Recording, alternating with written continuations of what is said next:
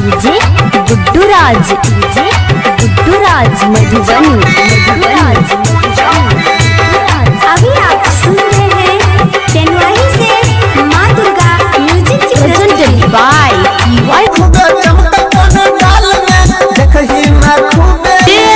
Music की प्रस्तुति गुड्डू राज मधुबनी।